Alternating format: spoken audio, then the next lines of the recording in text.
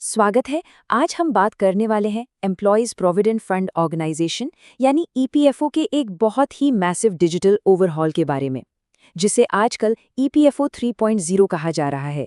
ये सिर्फ एक नॉर्मल सिस्टम अपग्रेड नहीं है, इसका सीधा असर हमारे और आपके फाइनेंशियल फ्यूचर पर पड़ने वाला है। तो चलिए जरा डिटेल में समझते हैं कि आखिर ये नए विड्रॉल रूल्स क्या हैं और इनकी लॉन्ग टर्म कॉस्ट कितनी हो सकती हैं। लेकिन शुरू करने से पहले एक सीधा सा सवाल, अपने रिटायरमेंट फंड्स को इंस्टेंटली यूपीआई के जरिए निकाल लेना सुनने में तो किसी सपने जैसा लगता है, राइट? पर क्या ये असल में एक भयंकर फाइनेंशियल ट्रैप साबित हो सकता है? सुविधा अपनी जगह बिल्कुल ठीक है, पर लॉन्ग टर्म में इसकी कितनी बड़ी कीमत चुकानी पड़ सकती है, ये समझना बहुत जरूरी है।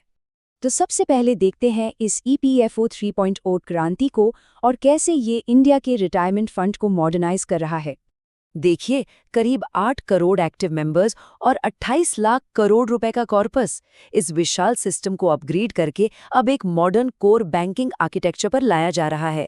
इसका सीधा मतलब है एआई पावर्ड लैंग्वेज टूल्स जो क्षेत्रीय भाषाओं में मदद करेंगे, अनऑर्गेनाइज सेक्टर के वर्कर्स तक इसकी पहुंच, और सबसे बड़ी बात जिसका सबको इंतजार था, इंस्टेंट यूपीआई बेस्ड विड्रॉल्स। और यहाँ एक बहुत ही इंटरेस्टिंग आंकड़ा है, 5 लाख रुपए। अगर आपका विड्रॉल क्लेम इस अमाउंट से कम है और डिजिटल केवाईसी वेरीफाइड है तो बिंगो, बिना किसी मैनुअल चेकिंग के सिस्टम खुद ऑटो सेटल कर देगा। ये अपने आप में एक बहुत बड़ा गेम चेंजर है। अब आते हैं पुराने और नए विड्रॉल रूल्स के कंपैरिजन पर। आखिर ये बदलाव है कितना बड़ा? पहले पीएफ निकालना मतलब लंबा इंतजार, तेरा उलझे हुए नियम, एम्प्लॉयर के चक्कर, उनके सिग्नेचर्स और हफ्तों तक वेट करना पड़ता था। पर अब नए यूनिफाइड फ्रेमवर्क में सब बिल्कुल स्मूथ हो गया है। अगर आपका आधार लिंक्ड डिजिटल केवाईसी अप्रूव्ड है तो एम्प्लॉयर पर कोई डिपेंडेंसी नहीं बची, प्रोसेसिंग वर्चुअली इंस्टेंट हो जाती है। और नया यूपीआई प्रोसेस कितना आसान है, सिर्फ 4 स्टेप्स। पोर्टल पर लॉगिन करके आधार ओटीपी डालिए, अपना विड्रॉएबल बैलेंस चेक कीजिए, अपनी वो यूपीआई आईडी डालिए जो ईपीएफओ रिकॉर्ड से मैच करती हो, और बस पैसा तुरंत आपके बैंक अकाउंट में क्रेडिट हो जाता है। वो पुराना मल्टी डे वेट का झंझट अब पूरी तरह खत्म। तो चलिए अब इन 3 आसान निकासी नियमों को समझते हैं, जहां उन 13 कंफ्यूजिंग प्रोविजंस को सिर्फ 3 कैटेगरीज में सिमट दिया गया है। सरकार ने सारे नियमों को हटाकर 3 क्लियर कैटेगरीज बनाई हैं: एसेंशियल नीड्स, हाउसिंग और स्पेशल सर्कमस्टांसेस। मेडिकल इमरजेंसी के लिए अब कोई मिनिमम सर्विस पीरियड नहीं बचा। शादी या एजुकेशन के लिए 7 साल चाहिए और प्रॉपर्टी के लिए 5 साल की सर्विस जरूरी है। और हाँ, अगर जॉब छूट जाती है तो 1 महीने बाद 75% और 2 महीने बाद पूरा 100% पैसा निकाला जा सकता है। इसमें एक और बहुत ज़रूरी अपडेट है। लेबर मिनिस्ट्री ने क्लियर किया है कि पहले जो एलिजिबिलिटी पीरियड कुछ विड्रॉल्स के लिए 7 साल तक लंबा होता था, उससे यूनिफॉर्मली घटाकर 12 महीने कर दिया गया है। यानी ज़रूरत पड़ने पर सब्सक्राइबर्स को अब बहुत जल्दी फंड्स का एक्सेस मिल जाएगा। लेकिन ठहरिए, यहाँ शुरू होता है द कंपाउंड इंटरेस्ट ट्रैप।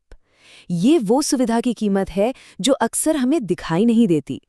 अपने डिफाइंड कंट्रीब्यूशन रिटायरमेंट फंड को अगर एक आम एटीएम की तरह यूज किया तो इसका अंजाम काफी भारी पड़ सकता है। इस नए मैंडेटरी लॉक रूल को ही देख लीजिए। जॉब छूटने पर भी टोटल बैलेंस का सिर्फ 75% ही तुरंत निकाला जा सकता है, बाकी का 25% लॉक रहता है। ये एक सेफ्टी नेट है ताकि जल्दबाजी में फंसने के बजाय रिटायरमेंट के टाइम पर एक रिस्पेक्टेबल कॉर्पस बचा रहे। इसको एक बहुत ही आई ओपनिंग मैथ से समझते हैं। मान लीजिए 35 साल की उम्र में 4 लाख के पीएफ बैलेंस से किसी ने 3 लाख रुपए निकाल लिए। आज के दिन ये एक छोटी सी जरूरत लग सकती है ना? पर जब ये व्यक्ति रिटायरमेंट एज तक पहुंचेगा तब इसकी आखिरी कीमत पता चलेगी। कंपाउंड इंटरेस्ट का असली जाल यही है। वो 3 लाख रुपए जो आज निकाल लिए गए, हिस्टोरिकली 8.1 से 8.25% इंटरेस्ट रेट के हिसाब से 60 साल की उम्र तक बढ़कर 18 से 22 लाख रुपए बन सकते थे। यानी आज की थोड़ी सी सुविधा फ्यूचर के रिटायरमेंट कॉर्पस में एक बहुत ही बड़ा गड्ढा कर सकती है। इसीलिए हमें चाहिए कुछ स्मार्ट गाइडलाइंस। इस नई सुविधा को रिस्पॉन्सिबली कैसे यूज किया जाए कि नुकसान ना हो। तो आखिर पैसा निकालें कब? रूल बहुत क्लियर होना चाहिए। सिर्फ और सिर्फ जेन्युइन मेडिकल इमरजेंसीज में या फिर ऐसी प्रॉपर्टी खरीदने के लिए जिसकी वैल्यू आगे बढ़ने वाली हो। और कब बिल्कुल नहीं निकालना है, किसी वेकेशन को फंड करने के लिए, नए महंगे गैजेट्स लेने के लिए या अपने क्रेडिट कार्ड के बिल्स भरने के लिए।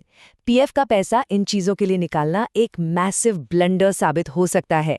Ministry of labour and employment का ये स्टेटमेंट इस पूरे रिफॉर्म का सार है। उनका कहना है कि ये नियम एक फाइन बैलेंस बनाने की कोशिश है। एक तरफ आज की ज़रूरतों के लिए आपको फ्लेक्सिबल और आसान विड्रॉल ऑप्शंस मिल रहे हैं और दूसरी तरफ रिटायरमेंट के टाइम के लिए एक सॉलिड कॉर्पस बचाने पर जोर दिया जा रहा है। दोनों बातों का ख्याल रखा गया है। तो इस पूरे विश्लेषण को खत्म करने से पहले एक आखिरी सवाल आप सबके लिए छोड़ते हैं। उस नए और चमकते हुए यूपीआई विड्रॉल बटन को दबाने से पहले सोचिए, क्या आज की इस तुरंत सुविधा के लिए आने वाले कल की फाइनेंशियल सिक्योरिटी और कंपाउंडिंग इंटरेस्ट की ताकत को कुर्बान कर देना सच में ठीक होगा? जानकारी ही बचाव है, इसलिए फैसला हमेशा सोच समझ कर लीजिए।